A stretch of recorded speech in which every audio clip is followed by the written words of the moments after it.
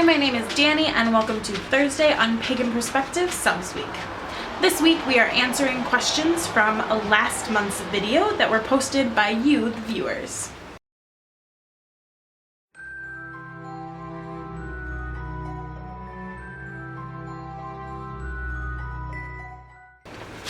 My first question comes from Emily. She asks about Druidry studies and the connection with Druids and being a bookworm. She says she's noticed a lot of people who practice Druidry or are on a Celtic path really enjoy putting their nose in the pages. Druidry can be a pursuit of wisdom and understanding, whether it's the natural world or the people around us or how spiritual development works, or math and science and philosophy in general. One of the easiest ways to gain knowledge and wisdom in today's world is through all of the vast writings that we have access to. A lot of us have free public libraries. There's lots of information online and blogs and Google Books and Kindle ebooks, that sort of thing are relatively available for most people. So I think even though proto-Druids did not have the written word and they were an oral tradition, and modern Druids certainly respect that oral tradition and hope to cultivate it anew, they still recognize that there's a lot to be gained from the written word, and there's something about preserving books and preserving the wisdom in those books for future generations or even just the next person we might gift a book to that really resonates with the ideals of Druidry, I think. Katie Flowers asks, I know it's really simple, but as a fellow book lover, I would love to know what your favorite book is and who your favorite author is, pagan or otherwise.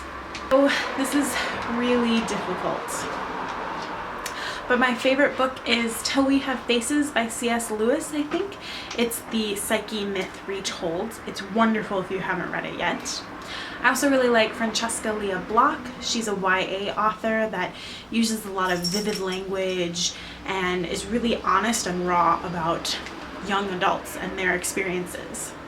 Douglas Adams and his dry, sarcastic British humor is a treat to read, and I read most of his work.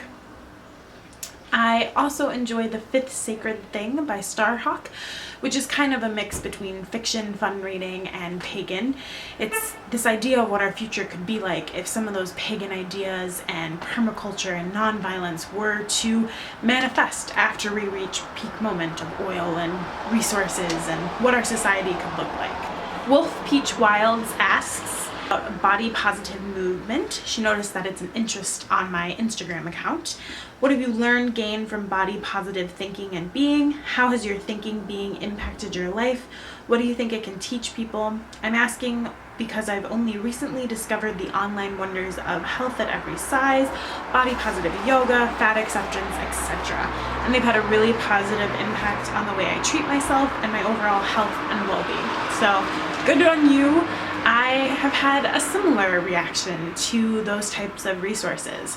It's so easy to feel alienated from your body or to hate yourself physically in many ways. And there's a lot in society that reinforces that idea that you're never good enough, that you have to look this weird photoshopped image that is impossible for most people. Surrounding myself with media and YouTubers like Lacey Green and Megan Tonjes that talk about and reinforce the idea that your health is not necessarily connected to your body size, and you should and can love yourself at any size, any appearance, whatever your body is, it's you, and you should love you. It's allowed me to be more confident and to be willing and able to just do what I want to do. There are a lot of really awesome things about my body, and surrounding myself with that media has had a great impact on my life. If you don't know what this is, there are some links down below. I highly suggest everyone at every size, at every health level to check it out. Maggie at Essence Raven Sage has a question that do you see yourself more as a bard, ovate, or druid?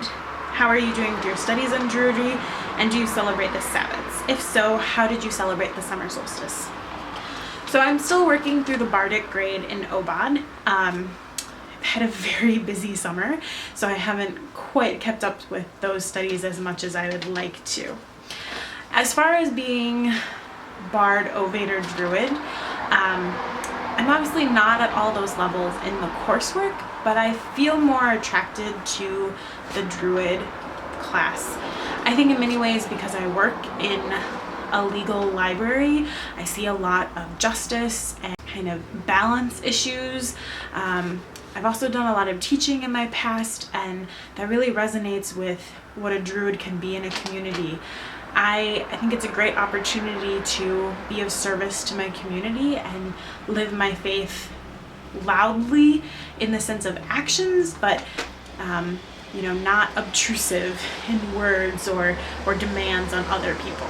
I do celebrate the Sabbats, and the summer solstice I celebrated by getting up at dawn or slightly before, and I walked to a local park.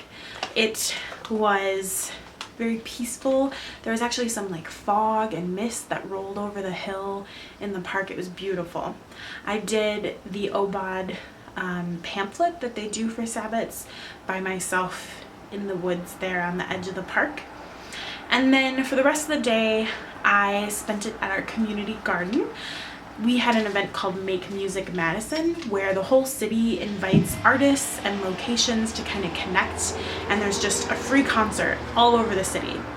So you can drive up and down streets. Certain neighborhoods had performances, parks, restaurants. It was very magical, frankly. The community garden had musicians in the evening, and I was the coordinator for that. It was really hot, but it was lovely to have music in the garden right downtown for free. People came with picnics. It was a great way of celebrating a pagan holiday with a bunch of muggles. Tatiana asked about an Instagram photo that I posted that had a Star Wars R2-D2 little origami piece, and she asked if I was a fan and are there any other sci-fi fantasy books or movies that I enjoy. Of course I'm a Star Wars fan. I think everyone should be a Star Wars fan. I grew up on the movies. I'm really excited for the new ones coming out. I'm hoping they are awesome. As far as other sci-fi and fantasy books and movies, I mentioned a few books above. Movies, I'm not a huge movie buff, but I did recently see Equilibrium, which came out a couple years after The Matrix, and it is very similar, but so much better. I think you should all watch it and enjoy it. It kind of puts the Christ figure in The Matrix on its heels, but in a more awesome way. It's pretty great.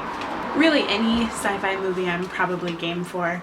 I really love Doctor Who and Farscape. My biggest TV show love is probably Orphan Black right now, which is on BBC. It's amazing sci-fi, but not like over the top. It's not a space opera. There's not really super weird stuff. It's almost more believable than your typical sci-fi. So that's fun. But if anyone has suggestions for awesome sci-fi or fantasy movies or books, leave them in the comment because I'm always looking for great new sci-fi.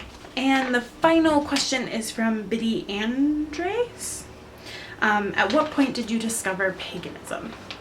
This is kind of a tough question to answer. My family certainly had a more Celtic interpretation of Catholicism and stories of fairies and reverence for nature and ancestors. My sister, who was 9 years older than I was, she was Wiccan and was pretty vocal about her choice and path since she was in high school. So I had those elements introduced to me when I was fairly young at that point in elementary school. But it didn't really become something that I practiced or worked with until I went to college.